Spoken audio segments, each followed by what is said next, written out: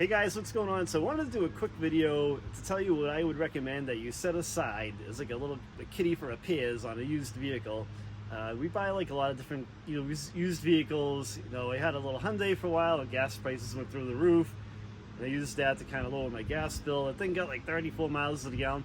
But no matter what I buy, a lot of times I'm going through this stuff and we're doing brakes. You've seen our videos, on our channel.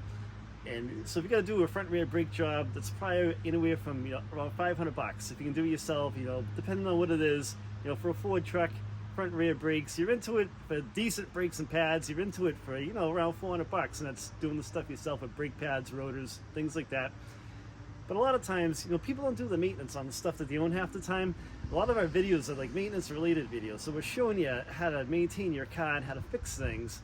So you can save money like that too. If you buy a used car, use our videos to help fix what you have.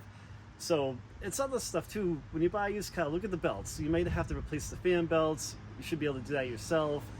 Look at the brakes, like I said. If it needs tires add up fast. And you can spend $600 to $1,000 on a set of tires. So if the vehicle that you're looking at has decent tires on it, you can get by with that, it's all power to you. Actually, this truck I just bought behind me had good tires on it. So I was lucky there, I didn't have to buy them. But that's why I would recommend, set aside $1,000, and that's separate from your sales tax money, or whatever you may need to insure the truck or the vehicle.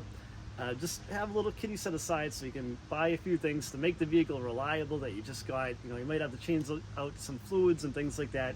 But just a quick heads up, just want to do a quick video for you and let you know to keep these things in mind when you're trying to purchase a used vehicle out there. And I hope you enjoy the video. If you have any questions, leave a comment and we will reply back to you. Thanks for watching.